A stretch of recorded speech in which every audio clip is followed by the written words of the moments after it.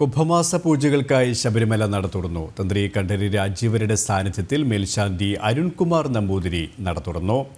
50,000 ഭക്തജനങ്ങളാണ് ഇന്ന് virtual queue വഴി ദർശനത്തിന് ബുക്ക് ചെയ്തത്. ഫെബ്രുവരി 17 രാത്രി 10 കുംഭമാസ പൂജകൾ പൂർത്തിയാക്കി നട അടയ്ക്കും.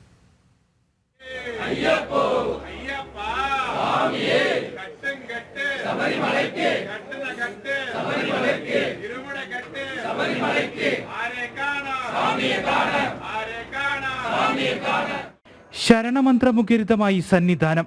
വൈകിട്ട് 5 ശബരീശ നട തുറന്നു.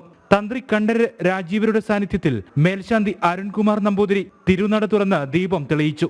തുടർന്ന് 18-ാം പടിക്ക് താഴെ ആഴിയിൽ അഗ്നി പകർന്നതോടെ ഭക്തർ 18-ാം പടി കയറി തുടങ്ങി. ഭസ്മാഭിഷിക്തനായ അയ്യപ്പസ്വാമിയെ ഒരു നോക്ക് വണങ്ങാൻ ആയിരങ്ങൾ.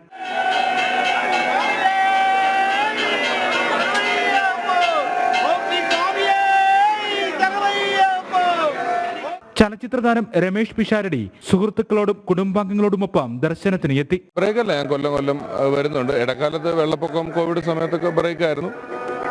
വീണ്ടും വന്നു.